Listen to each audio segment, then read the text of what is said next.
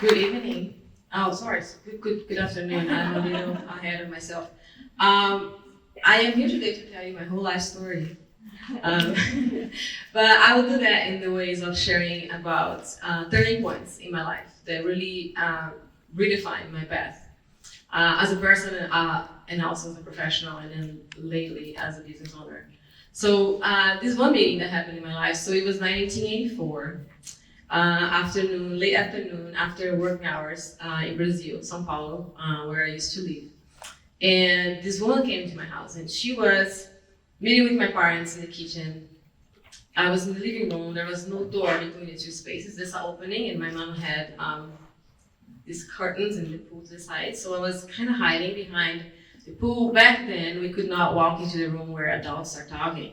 So I was listening from far, but I was mostly paying attention to her, to this woman. She was not black. People ask me all the time. She was a blonde woman, beautiful, young, with a pencil skirt and high heels. And in my world of very moderate income, working class, very traditional Protestant, Pentecostal really, in my little world at the time, she was doing what men did. She was acting like a dude, and I was like, interesting, so I don't have to be a guy to be that. And when she left, it was the first question I asked my mom, who is that? Who is that person? Who is that woman? And she was an architect. And she was meeting with my parents. She was fresh out of school. She was the most affordable architect my dad found that had just graduated to design our very humble home, but he wanted to do everything by the book. So he would not do anything without the permit, so he had to hire somebody. So I feel like she was an accountant, I would be an accountant. She was an attorney, I would be an attorney, because it was not architecture that intrigued me. It was her presence. This dynamic that was, I could not figure it out at the time, but it was different, and I was interested in participating in that. So that meeting, after she left, I told my parents, I'll be an architect then. And they told me right away no, because architects go to college, and that's not something we do. We don't have the means for that. So I decided then that I would figure it out eventually, but I was really set on being a professional woman, a professional architect. So fast forward, why I'm telling this is because when I talk about the turning points, right? There are moments in my life, there are so many of them, but I chose 3 to share. One is this first one, and then a couple more, because that first meeting with her, it was about Suzanne, her name was Suzanne. It was about a new possibility. I was introduced to something that I didn't know could be. After that, it was really all the barriers my parents tried to tell me about. To get into college, we don't have money. There's this free university, which is the best university in Latin America, which is why I'm here today. But you're competing with kids that went to the best private school, so it's not a fair fight, you won't get in, I don't want it to break your heart. So all those things I was like hearing and just like, okay. And then I got to the point of applying for the school. And I submitted my application, went to the testing location, took an exam, 100 questions, multiple choice. I was an honor student throughout my whole life in school. Took the test and I scored 33 points out of 100. The minimum to move forward for architecture was 77, 76. So I was not even halfway there. That broke my heart, and I came home like defeated. And my parents told me, that's what I was trying to tell you. It's not for us, because you're not competing with somebody that went to inner school. You are inner city school, you are competing with folks that went to the best schools.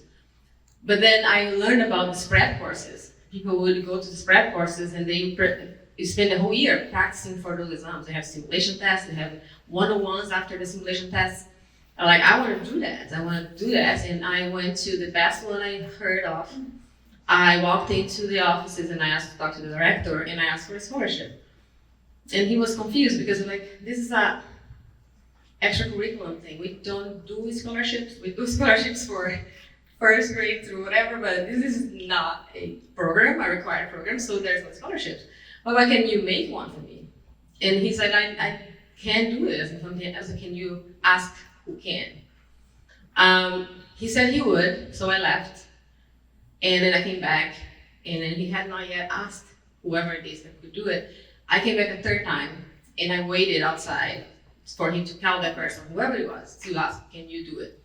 He realized I would not leave him alone, so he gave me the scholarship. And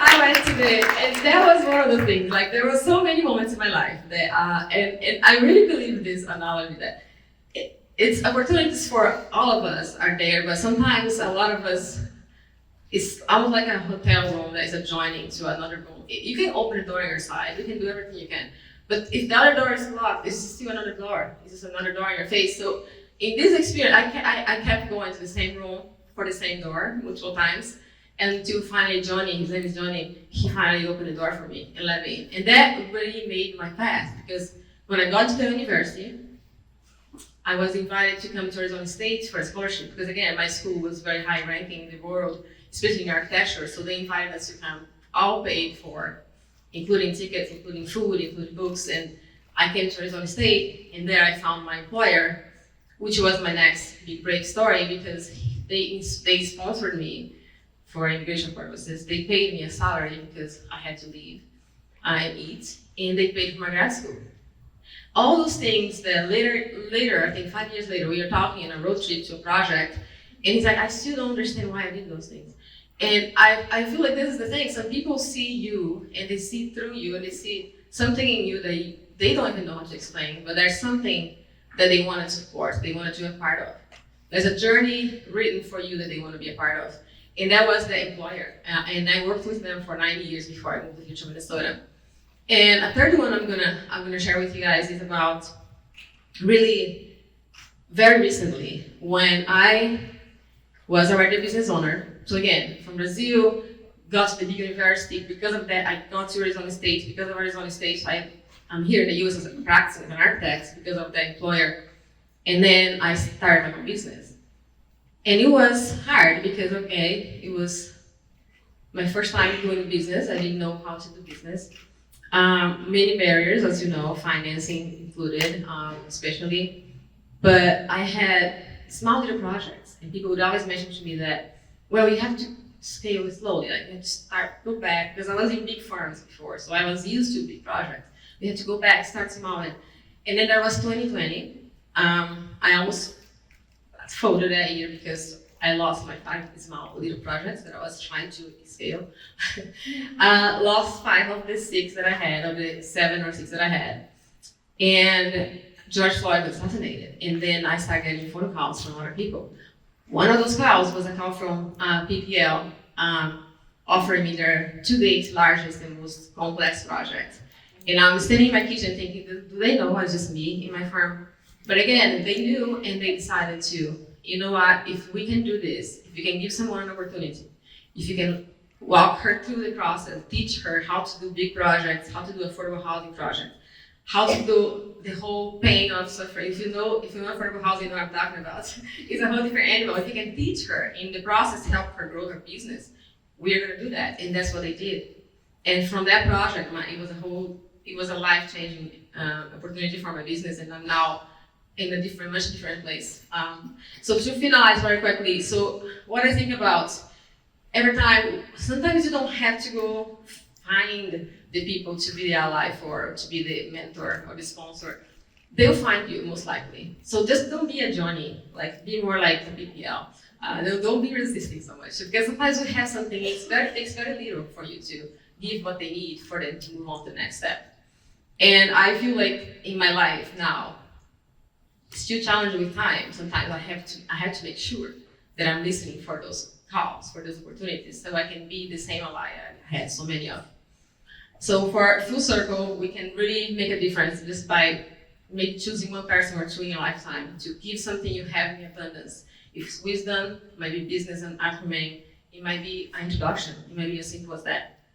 And I would like to leave you with this quote, because in my life, every step of the way, especially with my employer in the latest with PPL, it was really them seeing something in me that maybe I was not sure was there. Thank you very much.